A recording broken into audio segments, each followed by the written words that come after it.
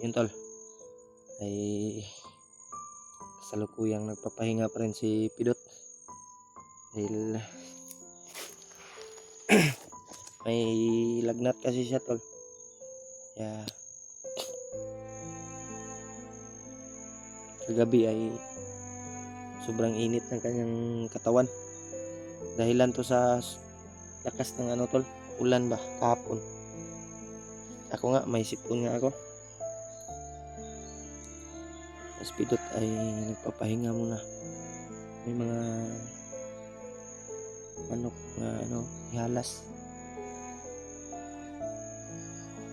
Yan tol, relax muna kami kasi si Pidot ay lagnat sa kanyang katawan at medyo mahina daw yung katawan niya tol, dahil yung kanyang ulo ay masakit daw. Kagabi ay sobrang init ni Pidot. Ako nga may sipon din ako tol.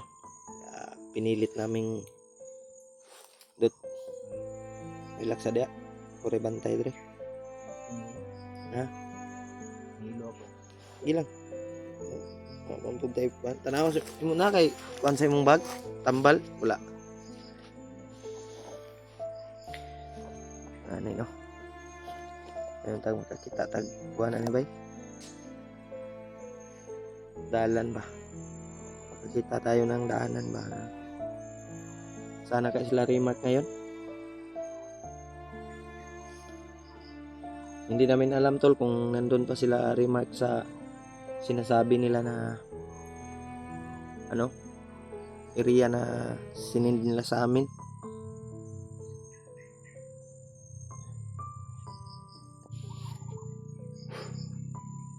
Sana nandun pa sila Rimark ngayon sa area na sinasabi nila tol. Hindi na namin alam kung saan sila ngayon dahil sobrang ilang araw na kaming naghahanap sa kanila. Hindi pa namin nakita yung location na yon. Malaki kasi itong kabundukan. Kira ka doon? Okay ka lang? Ngita ko tag kuan ni bay. Aning pagkaon ba? Kita ang pagkaon ba? Itong daanan. Sili dot, kaon ng sili dot. Maulian mong samot kung kainit mong lawas na bay. No? May mga sili dito.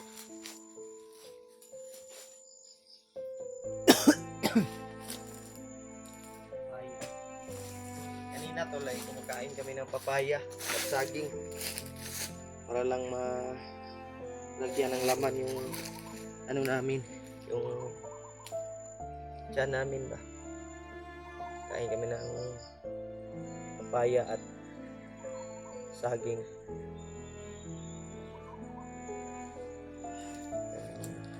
Yun. Hindi ko alam kung paano. Yun ako. Medyo mahina yung katawan namin. Lalong-lalo na si Pidot din. May lagnat. Paano ba? Sa kaon na to ni ba? Sa may magwapo ni kuwanta. Mangita tagdalan nga baba tao palit para makabili tayo ng pagkain sa man.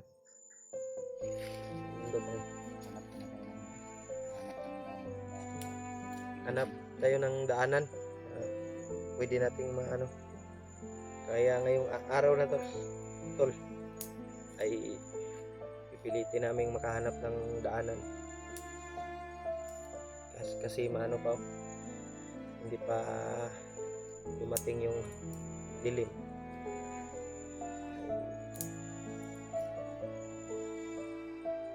Kita namin yung area kung saan may daanan ba na makabili kami ng pagkain. Dot, tandang kita tagalan dot, nagampo lang dot.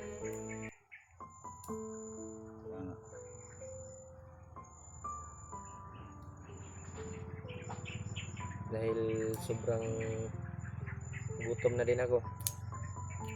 Kailangan nating makabili ng pagkain. May pira naman ako dito sa Gcash. Ganyan ako. Pero nakunan ko na ng load. Dahil madali lang yung maubos kasi yung load namin tol. Na yung 300 na load ay Hindi pa naman sa Monday. 3 araw lang o 2 araw lang pag mag-upload kami. Kasi malakas kumain yung video ng gig ba yun ba? Gig. Yung isang video ay 1 gig yung consume ng load, no? Kaya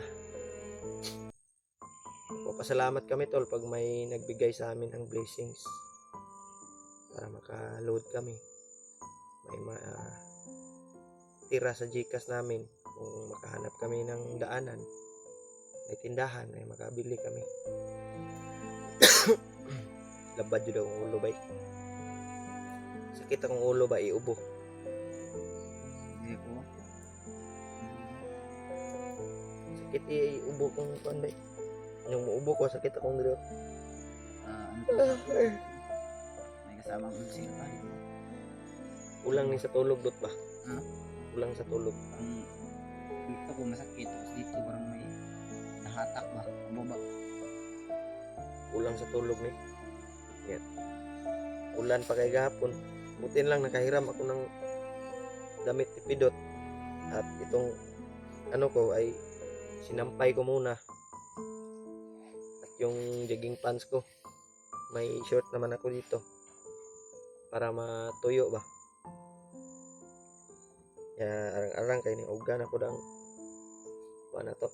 Sanina na to og mga Pero kung ko mahina ang orang si mo. ano. Parang may Pero importante nga nauga tong mga sinina. Niinit man. Na Kuya Bads Brad, sabi ng mga supporter ay paakyat na daw sila. Dumaan muna daw sila kay Lolo Ambo. Kaya yun tol, ay pagdasal natin na magkita-kita kami dahil sila Kuya Bads ay paakyat na din.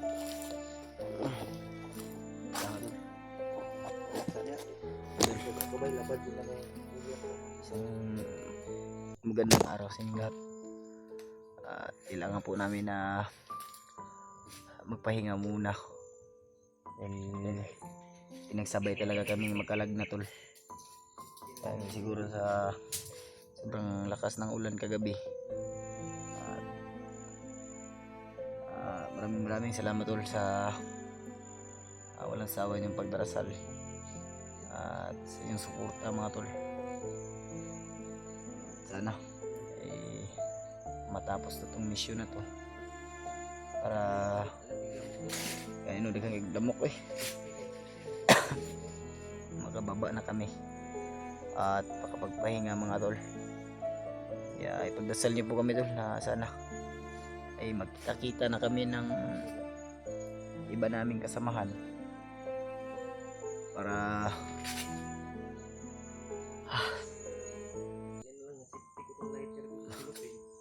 makapagpahinga.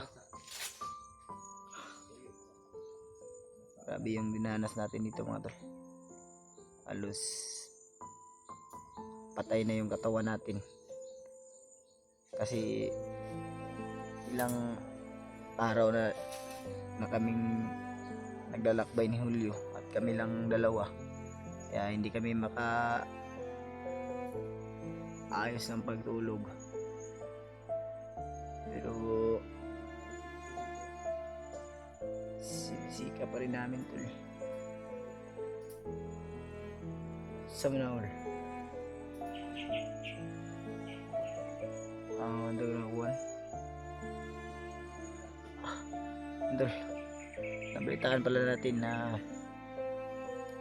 si Kuya Bads at si Julius ay paakyat na upang mailigtas rin si Noah at matulungan rin tayo Kaya nagpapasalamat tayo tol. Pero dumaan pa yun sila kay Lolo Ambo upang makahingi ng basbas o dagdag orasyon at proteksyon para na rin sa kaligtasan. Kaya nga narinig ko yung mga busis ng aso. Noong una sa lahat mga tol, no? Maraming salamat sa walang sawa niyong suporta at sa walang sawa niyong pagdarasal mga tol. At sana ngayong araw po ipagdasal nyo kasamahan namin kung anong oras nyo man ito mapanood. Kasamahan namin at kami mga tol, dasal nyo po kami mga tol na sana makita-kita na kami kasi ilang araw na kaming naglalakbay ni Julio pero wala pa rin kaming nabalitaan.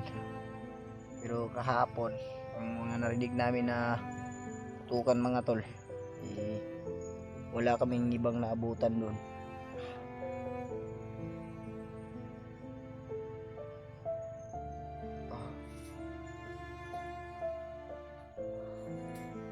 Sakit talaga yung ulo ko.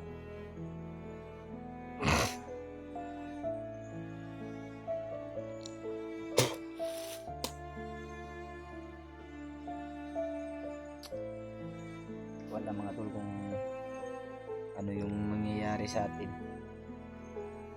dahil sobrang ano na talaga ng sitwasyon. Sinubukan ko ang ibalik yung bandana ko baka matulungan ako at magamot yung sakit ng ulo ko pero hindi pa rin mga tol, hindi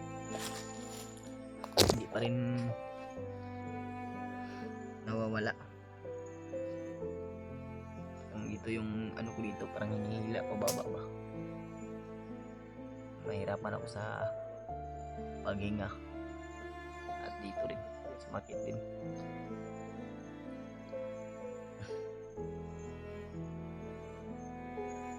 Shout out rin po pala tol kay Atiche at kay Tita Hilma at Mama Rosie at kay Lynn at sa Panya family mga tol. Shout out po sa inyo at mag-ingat po kayo. Nasa trabaho man kayo mga tol o nasan man kayo ngayon, sa biyahe man kayo, mag-ingat kayo palagi at God bless po sa lahat mga tol. At sa mga hindi pa po nakapag-subscribe mga tol, subscribe po sa ating YouTube channel para updated po kayo sa bago nating ilalabas na video.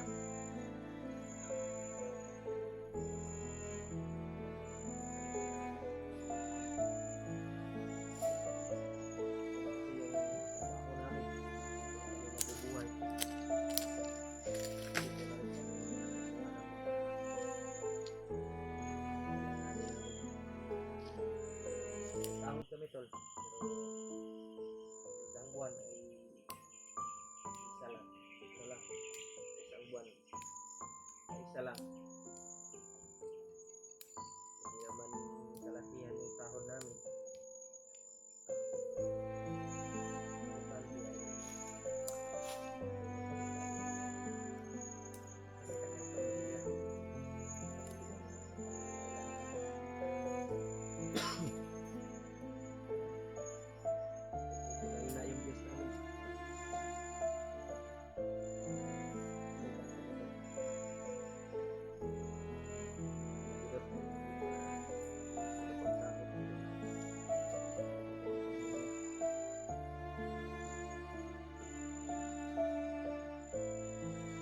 Napapaluha na lang talaga tayo minsan mga tol dahil sa sobrang hirap ng buhay.